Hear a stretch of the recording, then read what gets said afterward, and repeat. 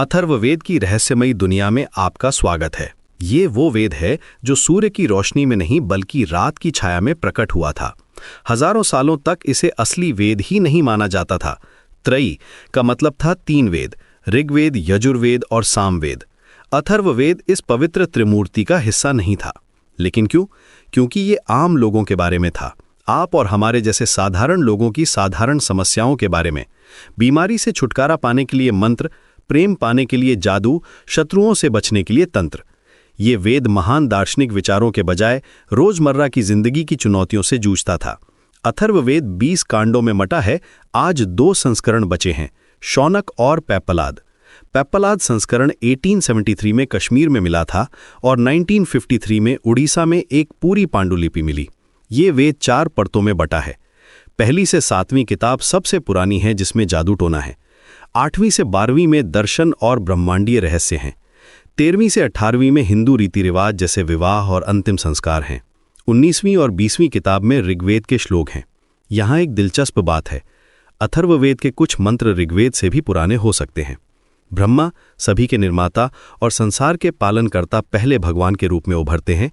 वे अपने पुत्र अथर्व को ब्रह्मा विद्या देते हैं, जो सभी विज्ञानों का आधार है। अथर्ववेद में 3 ऋषि परिवारों का योगदान है, अथर्व, अंगिरा और भृगु। ये तीनों अग्नि से जुड़े हैं। अथर्व सबसे पुराने हो सकते हैं और ईरानी अथर्वन से जुड़े हैं। ये एक साझा इंडो ईरानी पुरोहित वर्ग का संकेत देता है। अंगिरा कुल का योगदान ऋग्वेद में लगभग 50% है। वे इंद्र के उपासक थे, कर्म में विश्वास करते थे। लेकिन भृगु कुल अलग था। वे पुराने निराकार देवताओं की पूजा करते थे, खासकर वरुण की। वरुण व्यवस्था, पवित्रता और एकेश्वरवाद के देवता थे।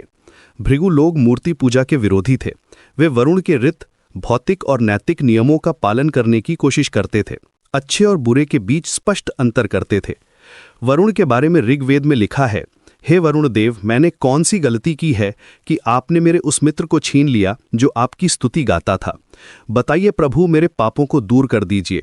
एक और मंत्र कहता है, ये पृथ्वी वरुण की है, ये असीमित आकाश उनका है, ये समुद्र भी उनके भीतर समाया है, फिर भी वे एक बूंद पानी में भी छुपे हुए हैं।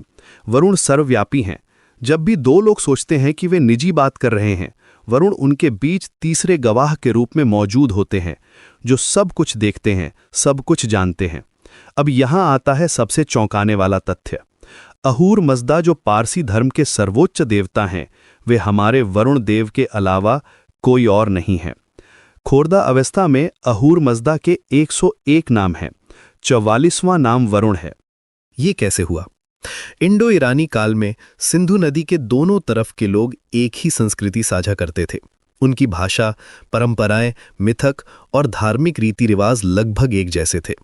लेकिन समय के साथ एक विभाजन हुआ। पश्चिमी क्षेत्र में वरुण को ज्यादा मान्यता मिली, जबकि पूर्व में इंद्र के अधिक अनुयायी थे। ज़रथुस्त्र ने 30 साल की उम्र में दिव्य दर्शन पाया। उन्होंने ईरान में एकेश्वरवाद की शुरुआत की, जाति प्रथा को खारिज किया, पशु बलि पर रोक लगाई।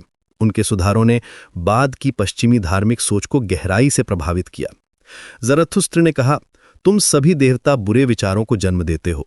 झूठ और अहंकार ने तुम्हें भ्रष्ट कर दिया है। जो लोग सबसे बुरे काम करते हैं वही तुम्हारे पसंदीदा बन जाते हैं। उन्होंने हुमता, हुक्ता, हुवर्षत का सिद्धांत दिया, अच्छे विचार, अच्छे शब्द और अच्छे कर्म। ईरान ने ऋग्वेद खो दिया, इंद्र की स्तुति के भजनों के साथ।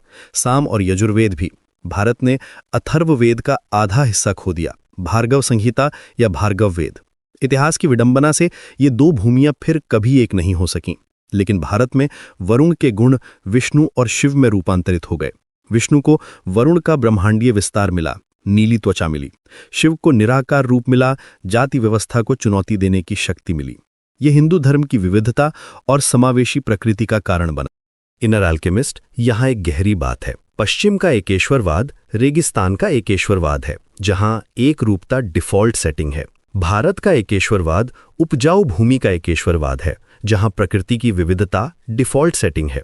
अद्वैत वेदांत कहता है, भगवान ब्रह्मांड को नहीं देख रहे, भगवान सचमुच ब्रह्मांड ही हैं जो खुद को देख रहे हैं।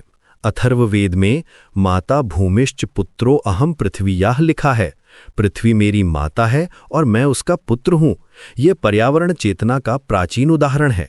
ये वेद हमें सिखाता है कि आध्यात्म केवल ऊंचे दर्शन में नहीं बल्कि रोजमर्रा की जिंदगी में भी मिलता है।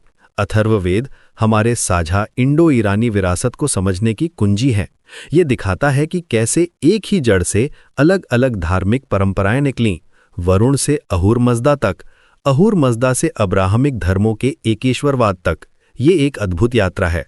आज जब दुनिया बदल रही है, जब नई व्यवस्थाएं बन रही हैं, अथर्ववेद हमें याद दिलाता है कि मानवीय खोज के मूल में एकता है।